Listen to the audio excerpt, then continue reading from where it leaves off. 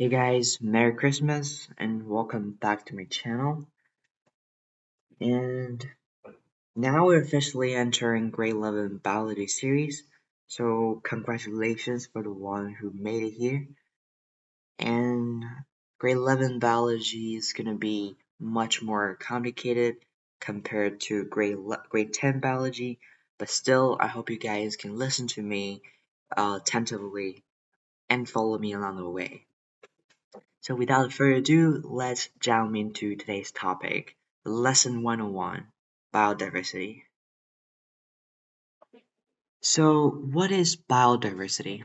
Biodiversity consists of biotic factors and non-biotic factors. Biotic factors refers to all the living organisms on the earth, such as plants, animals, fungi, and microorganisms. And in future lessons, I'm going to be covering those organisms. So don't miss those videos.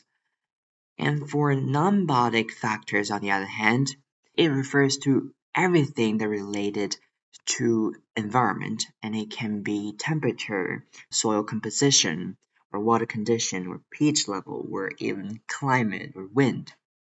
And biodiversity has three different levels.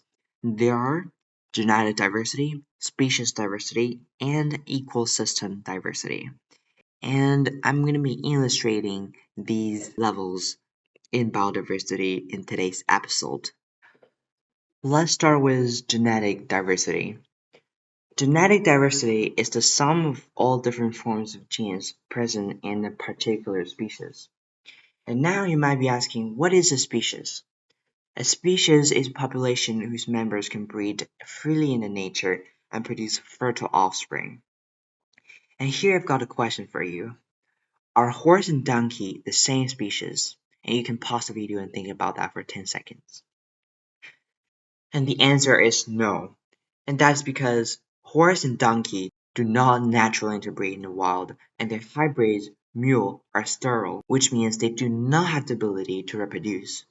As a result, horses and donkey are classified as distinct species according to the definition of genetic diversity.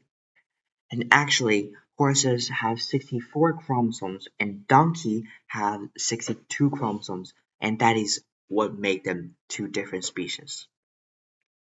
Now, within a population, slight differences in genes occur from one individual to another, and that means you cannot find exactly the same person or dogs or your husky even if they're twins. And these small differences make each organism unique. And they also allow populations to adapt to the changes in environmental conditions and evolve over time. Species diversity refers to the variety of species and relative abundance of the species in a given area. I do not encourage you to memorize definition, and instead I'm going to use an example to help you understand what species diversity is. So here I'm going to use an example of Amazon forest. So in Amazon forest, it contains a high level of species diversity with animals like jaguars, toucan, and poison dart, frogs, etc., etc., etc. And there are also different kinds of plants such as K-pop trees and orchids. And there are way more than this. And according to the latest news, there are at least 3 million species in Amazon forest. Lastly, let's talk about ecosystem diversity. And again, I don't want to read the definition, and instead let's do a matching activity. So here I've got 5 images for you, and each of the image represent an ecosystem in Canada. And you guys can pause the video right now and just try to match the images with the words here. And it's time to review the answers. So for boreal forest or taiga, this type of ecosystem is basically everywhere.